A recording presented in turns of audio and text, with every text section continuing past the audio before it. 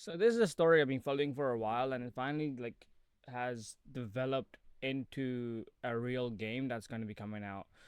Krafton, when this story first news broke up about Subnautica 2, it was kind of crazy because I wasn't really sure where it was. It was a lot of he said, she said, and uh, every time this game was mentioned, it was always like negative. It didn't matter what the story was about. It didn't matter like anytime something about this game came out, it was always bad. But recently this game has seen some better change, and let's just read into it. Krafton ordered to reinstate fire Subnautica 2 CEO after judge accused his publisher for using ChatGPT to help abandon bonus payments. Yeah, it's such a messy story to even talk about. I can't mention everything because everything that happened is so messy, man. Hopefully, the article goes into it. I haven't read it yet, so let's just read. The messy story of Subnautica 2 development and delay got a whole lot messier today, deepening the plot about a highly anticipated sequel's delayed early access launch. Last summer, publisher Krafton placed the blame for Subnautica's 2 delay on three former executives at developer Unknown Worlds amid reports that the game was actually pushed to avoid paying them 250 million in bonuses. According to a report by Bloomberg's Jason Schreier, the latest development picked up by VGC is that a judge in Delaware has ruled that Krafton must reinstate former Unknown World CEO Ted Gill, who was fired by the company last year, along with former founders Charlie Cleveland and Max Maguire. To make matters even juicier, the judge also made the accusation that Krafton's own CEO turned to artificial intelligence to help him brainstorm ways to avoid paying the earnout, remarking that ChatGPT likewise advised that it would be difficult to cancel the earnout.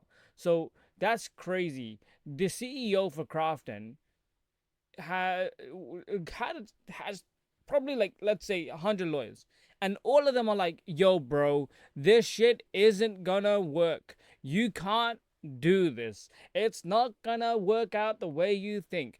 And then he goes and he's like, and he's just like, I don't want to pay anybody money. I don't want to give them bonuses. And so and then they're like, all right man, well, there's nothing you can do. And then he's like, all right, bet ChatGPT, what should I do?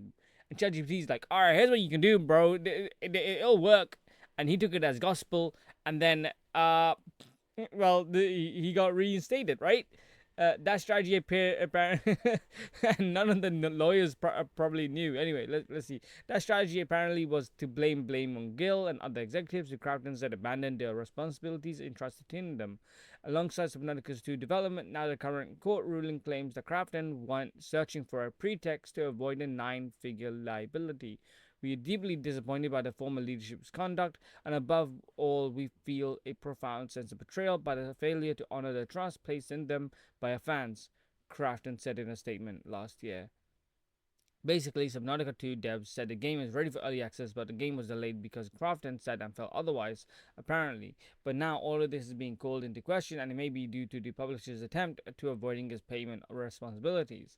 Yeah, it's so essentially, if you buy the game because Krafton CEO didn't want to give a date, if you buy the game so that the three founders can get their bonuses, uh, they have to sell a certain amount, I think is what I'm getting at.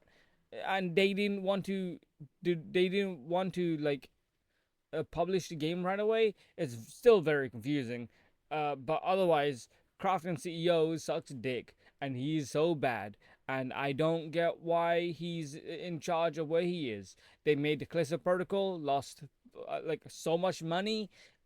Then they were like, "Well, shit, we're an AI first company." They bought Hi-Fi Rush. I think that's what it is, and well, damn, bro. I don't know. I'm confused as anybody else with this.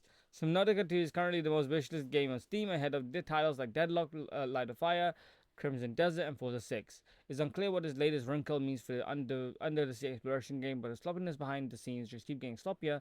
Hopefully, with Guild back in the reins, the game could be closer to release than ever. It isn't. I mean, it is, right? He just announced it's coming to early access. Update on March 17, 2026. A Krafton representative has reached out to Destructoid with this statement. Krafton puts players at the heart of every decision, and that will never change. I mean, that clearly changed because you didn't want to release this game. Over the past several months, Krafton and Unknown Worlds team have worked tirelessly to strengthen the game and prepare for an early access release. Have you? I feel like that was Gil and them lot with a continued focus to on delivering the best possible experience for Subnautica community. We look forward to pushing out the newly updated version as soon as possible for players. While we respectfully disagree with today's ruling, we are evaluating our options as we determine a path forward. Today's ruling does not resolve the former executive's claim for damages or an earnout related to Subnautica 2, with further litigation still pending. In the meantime, Krafton's immediate focus remains unchanged, delivering the best possible game to Subnautica fans. Yeah, the Krafton CEO can go suck a dick. This guy is bad, bro. He was like, "Yo, you're gonna get bonuses." Then he was like, "No." And then he tried to slander those guys by saying, like, "Look, they have a this one guy is making a generated AI movie." And while that might be true, and as shitty as that is, he still deserves the money because, well, he worked on the game. He is the original founder, right?